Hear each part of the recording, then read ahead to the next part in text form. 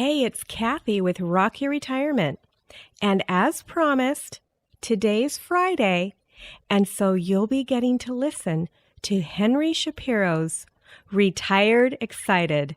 I know you're just going to love this as much as I do.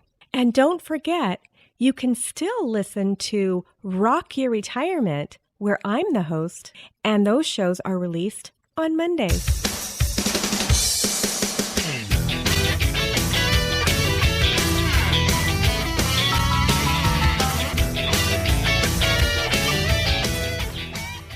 Welcome to the Retired Excited podcast.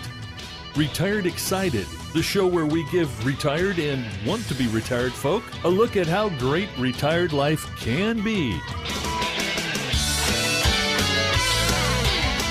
Here we talk to men and women who are happily retired and loving their life. We explore the techniques, activities, beliefs, and excitement of these happy retirees and examine how every Tom, Dick, and Mary can benefit from their experience.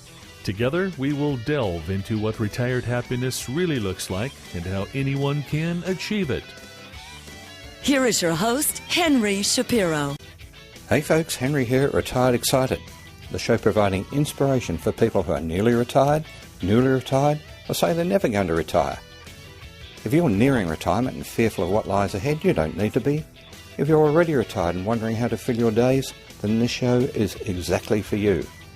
Here we talk to retired people doing things that make them happy. Things from stamp collecting to cruising, from dancing to touring the world on a motorbike. There's an exciting stage of life to be enjoyed after full-time work, and it's got nothing to do with your financial situation or social position. We talk to everyday retired people who are living the life they want, and we talk to a few professionals to get expert advice. And I chip in with some of my own experiences. Hi folks, Henry here at Retired Excited with episode number 34. Now, I don't know why this is, but it seems to happen to me a lot. We seem to get sidetracked and finish up talking about all sorts of things other than the original purpose, and that happened a little bit here today. Today we're talking to Ian McDonald. Ian was a builder for 35 years, and after that he was a carrier. He delivered goods for various companies. He gave that away, and you're going to find out why he gave it away. He gave it away because his body gave up on him. And that happens to a lot of us, doesn't it? Health is just so important, but he was then able to follow a hobby which he'd had for a little while, and that is making model trains. But before we start talking about where he lives, in a retirement village, or an over 55s resort. Talked to him about why he decided to move there. A larger home, looked at a number of retirement villages, and he says that when he came to this one, it just felt right for him.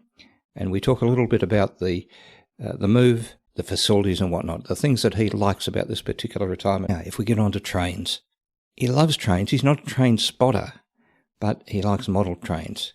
And there's various different aspects of people who are into model trains. Some people like the historic nature of the trains, the actual locomotives and the carriages themselves. Some people get right into the history of railroads and who developed the railroads and all that side of the story, like building the layouts. And you're going to hear what Ian's interest is as we go along.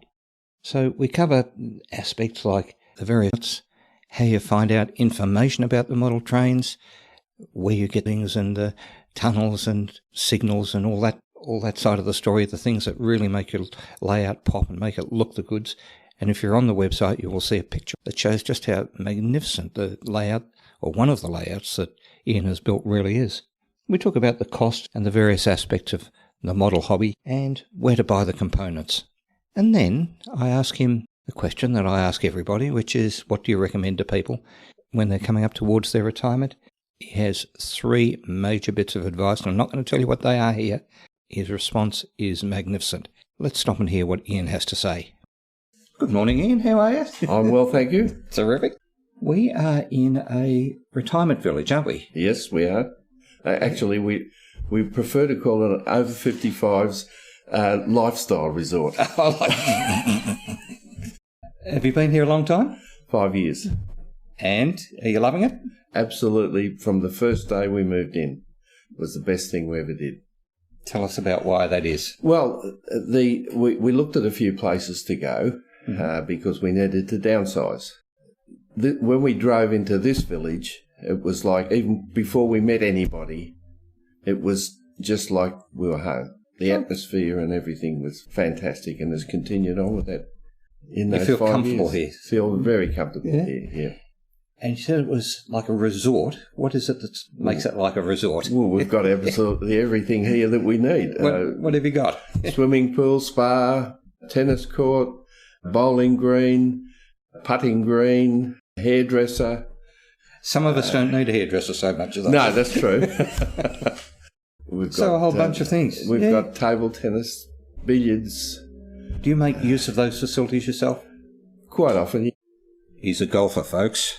Yeah, I organise the golf here. Oh, do you? And Okay. We go to Lang Lang. We only play 9 holes. We just have a great time. And you've got the hospital next door. Yes, that's a consideration for us, handy. for senior it's folks. handy for some people. Yes.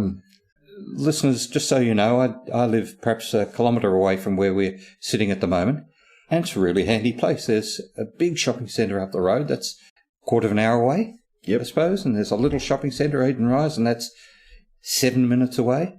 A really handy spot. Now, Ian, are you a retired person? Yes. Yeah. How long have you been retired? I've been retired fully for probably 12 years, I suppose. And what were you doing? Well, when I retired, I was doing deliveries. Prior to that, for 35 years, I was a builder. So what caused you to swap from being a builder to doing deliveries? Well, I retired from the building game. A friend of mine said, can you do some deliveries for me? So Happy to do it. Happy to do it, yeah. Earn a bob. Now, when you retired from deliveries, did you do that voluntarily? Physically, I couldn't cope with it. Just explain to the listeners, because this is a podcast about retirement. How did it work? Did you pick a date and say, I'm not going to do it from next January onwards, or how did that work? Well, I just spoke to the guy that I was working for and said, I don't think I can continue doing this anymore. And he said, no, I understand. All right. And that was it. Were you looking forward to retiring? I was, yes. Yeah. Why was that?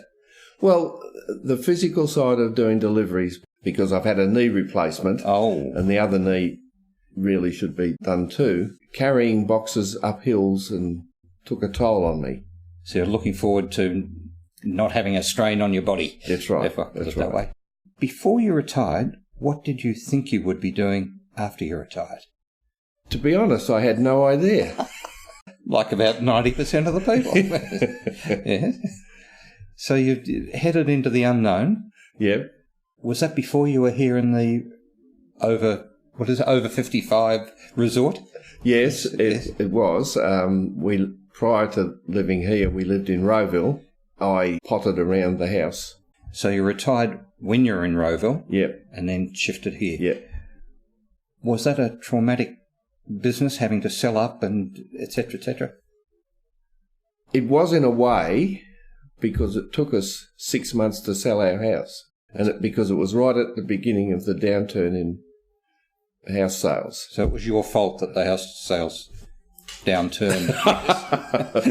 Possibly, yes. So it took a while to do. And what about the actual move itself? Was it hard to find this place, for instance? It wasn't really hard to find this place. We went to a couple over in Rowville to have a look at, and they were too expensive. Heard about this one and came and had a look, and happy. That was it. Now, what I've really come to talk to you about is your hobby. Tell the listeners what your hobby is. My hobby is trains. Not to the point where I train spot. I don't go out and look at trains running along the rail line. I just like to make the models and have the trains there, yeah. Listeners, I put a photograph of one of the, what do you call them? Layout. Listeners, I've put a photograph of one of the layouts on the website. You'll be able to see that if you're on the net. And it's very detailed and very beautiful. Can you tell the listeners how all that happens? How do you finish up? You start with thinking to yourself, I'd like to make model trains. How do you finish up with that gorgeous layout? Basically, what I did was worked out where the rails needed to go on the space that I had, then found on the net a place where you can download and print off houses that you can make out of cardboard. That's virtually how I started off. Yep. But Listeners, can I just say this thing would be, in the old language, because I'm old, about 6 feet by 8 feet. It's in the garage. He will never get the car back into the garage again. Just to give you, an idea of what we're talking about. So, okay, you've got the big bit of board. yeah. You've got the idea. Yeah, go on. And then I discovered that the newsagent was, through an organisation or through a company, was selling pieces of model railway set. And so I decided to start making it from those, which unfortunately was not a really good idea because you get excited about making something and it takes 3 weeks to get the whole lot of the pieces to make that thing. So you want to make a station and they give you the platform, and then the next week they give you the roof, and then the next week they... Yeah. That's right, yeah. So it's virtually taken, it'll probably be 18 months. To build up. To build. Well, what about, listeners, it's got hills and tunnels and all that sort of thing in it. How do you do all that? Well, they do give you instruction. You get a magazine with it, which has the history of British Rail and the history of model railways and all this sort of stuff in it. But it also has instructions to do a certain portion of that.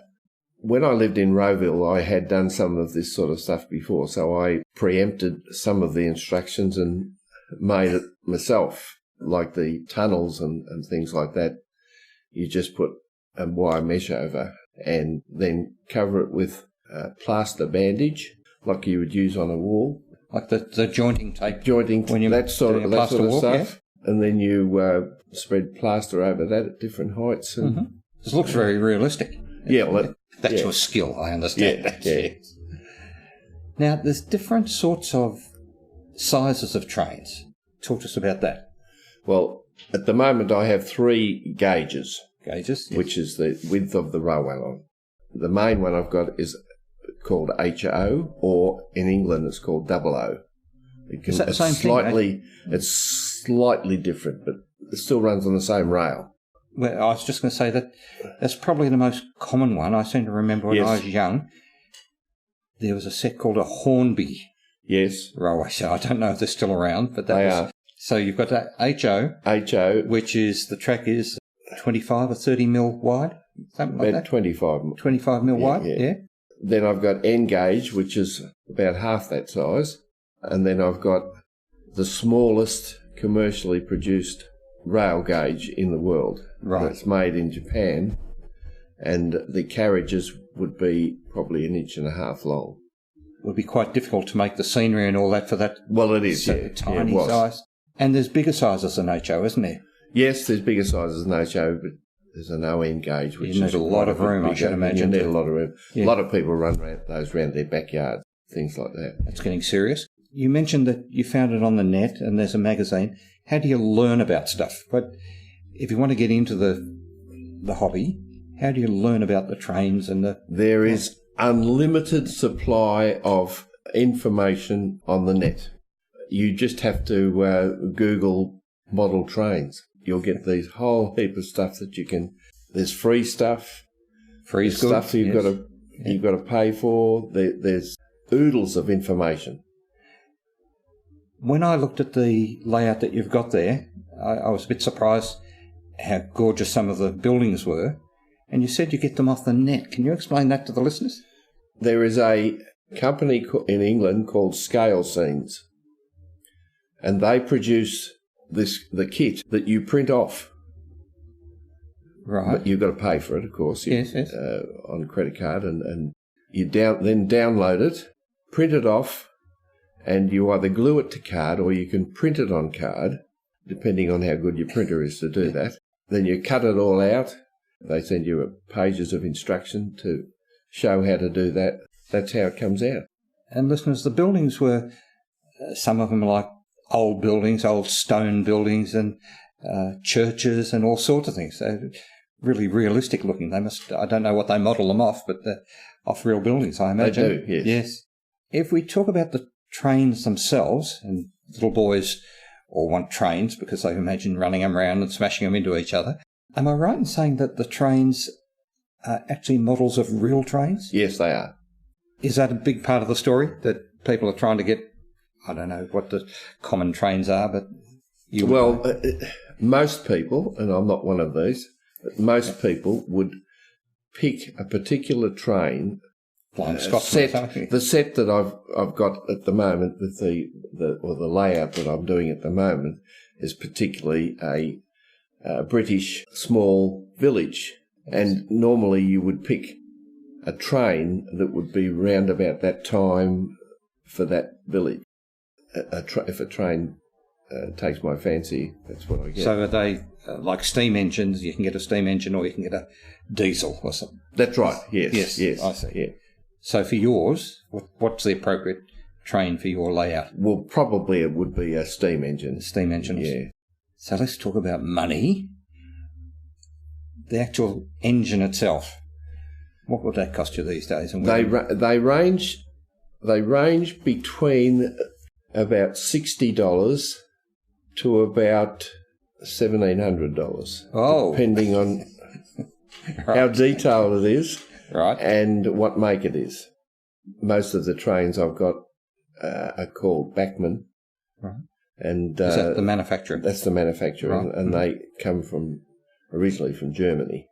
But as you mentioned before, there's Hornby and there's Triang and there's I see. a whole heap of other makes. That, do people, obviously if you're going to spend $1,700 on an engine, you're fairly fanatical about it. What's the difference between a good one and a regular one? It's more detailed, and probably it has sound and steam. And steam? Yes. There's a little quiet spot in the track there, folks. So I was just thinking about that. So that's your engines, yes. And then you've got your carriages. Yes. Tell us about the carriages. There's all sorts of carriages you can get. Normal enclosed passenger carriages and all sorts of grain hoppers and anything. Flatbed. So you could have a goods train and you can have a passenger train and whatever you want. And the carriages, more or less, how much money? Oh, they're probably a lot cheaper. Probably about $35 or something like that. Yeah. Now, this thing is electric. Yes. Am I going to electrocute myself putting this thing together? No, because it has a transformer which reduces the... He thinks I'm an idiot. So you're coming down from, in Australia, you're coming down from 240 to 12 volt. And so it's safe. It's safe to do. It's safe. The buildings, and there's not only buildings you've got there, but for instance, there's a little, what do you call them, a rotunda which you've built and petrol bowsers and so on. They're quite small. Is it a difficult sort of really fiddly thing to do? It can be quite fiddly, and as I'm getting older, it gets a bit more difficult. Is all those plans and everything that's all on the net? Okay. I made some of those up. Oh, did you? Yeah. Okay. What is it about the hobby that you like? To be honest, the main thing I like about the hobby is the look of it when it's finished. Oh. Not necessarily the running of the train. Right. Although, I like to have the trains run, but I like I've got this sort of thing about miniaturizing things and how good it looks when it's done. So that's basically what I like about it. So that the objective for you is how it looks and that it's to scale and so on and so on. You're constructing all this stuff. Do you think it might be a building background that's helping you? Well, that's probably helping me a bit, like making the rotunda. I virtually made miniature rafters and all that sort of stuff to put them all together because I've built that before in real life. Yeah. Yes. Or in full scale, I should say. So the enjoyment is actual physical work with your hands, cutting stuff and pasting stuff and gluing stuff. Is that enjoyable? That's enjoyable, yes. Because see how it comes together. Yeah. As I go. So if I say to you, what is it you like about it? You like the physical work and then the finished product as well. And do you find it to be creative? Yes, because I'm a creative person. Yes. Mentioned to you before, I do oil paintings as well, and I like creating that sort of stuff. Because you've had to, for instance, with the scenery, it's painted and there's trees and there's background and so on. So when people are coming up to retirement, in your case, you didn't know what you were going to do, and then you told me how you got into model trains. Yes. Yeah. You didn't exactly say, I'm going to be a model train person. How did that happen?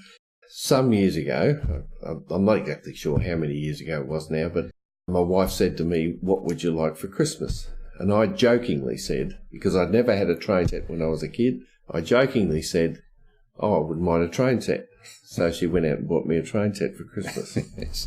So I had a bit of a laugh about that when I got it, but I put it all together and, Little knowing that she'd never be able to get in a garage. That's right. later in life. Yes. Okay, so folks are coming up to retirement, let's say. In your case, you took up a hobby which you'd thought about earlier on in life. What do you think most people should be thinking about as they come up to retirement? I really believe that most people should not realise that they just sit down and vegetate. That they need a hobby, they need exercise, and they need community. I think they're the three most important. Well, in that community comes relationship, because people have to have a relationship with one another. In the village here, I've tried to make it my business to get to know most of the people in the village, of which there's about 300. And I believe that that's the important thing. We do have some people in the village that don't want to know anyone. Mm-hmm. They just want to sit in their room on their own and do nothing. Okay, you've said that community is important, but if I push you on that, why is it important? It's important because as you get older, you get sick, things happen, you fall over. The community helps to people find you. I mean, even though we've got panic buttons in the villas, people will say, I haven't seen so-and-so for a little while, so they find that they've fallen over or whatever it may be. And folks, can I just say that Ian's not a elderly, doddery old person. He's fully fit and functioning. But still, as we get older, can I ask how old you are? I'm 71. Only a couple of years older than me. As we get older, you start to worry about that sort of stuff, don't you? Well, security and safety. There is one person in the village, one man in the village, who he lost his wife while he was here. They'd been married for 50-odd years, and it was a traumatic time for him. And I spoke to him probably about a couple of months after that had happened, and he used to get quite teary when he was talking about it. And I said to him, how are you doing? And he said, I'm doing all right. He said, if I hadn't been in this village with the wonderful neighbours that I've got round me, I wouldn't have survived. Everybody needs support, don't they? Everybody, and that's what I mean about community. That's really what you need. The other two things you mentioned are exercise and a hobby. Yep. Talk to us about the importance of exercise in your view, anyhow. Well, the importance of exercise in my view is that illness can quite often strike those that don't exercise. Even though people get arthritis, you need to exercise. Even though it hurts, right. You need exercise. If you don't exercise, you may as well give up, really. Because when I first came here, I was swimming every day. I would go over and swim every day. Yeah. I'm not so much now. But there needs to be some sort of activity that you're involved in that involves either walking or moving around in some way. We have all sorts of exercise here. We have gentle exercise where people go over there and someone conducts them to do all sorts of things. Tai Chi or something like that. That sort of thing. You do absolutely need exercise. It's absolutely imperative to keep your body moving. Yes. I mean, I could, as I've told you, I've had one knee replacement and the other one needs doing. But if I gave in to the pain all the time, I wouldn't do anything. And you've got to push through that sort of stuff, I believe. Yes. And I mean, after a while, you get used to it, and it just. I don't know what exercise I do. I'm frightened to ask. Yes. Well, go ahead. I quite often go over to the gym and do exercise over in the gym. Lifting weights? Lifting weights and exercises on the bike and machines and that. Stuff like that. Yep. Occasionally I go for a swim. It's an indoor pool, I hope. It's an indoor pool. Warm pool. It gets quite warm.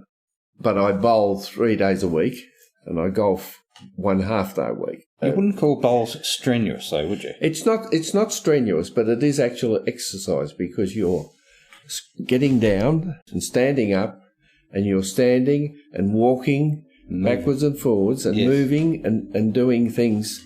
It's amazing how strenuous it is. When you bowl 36 ends...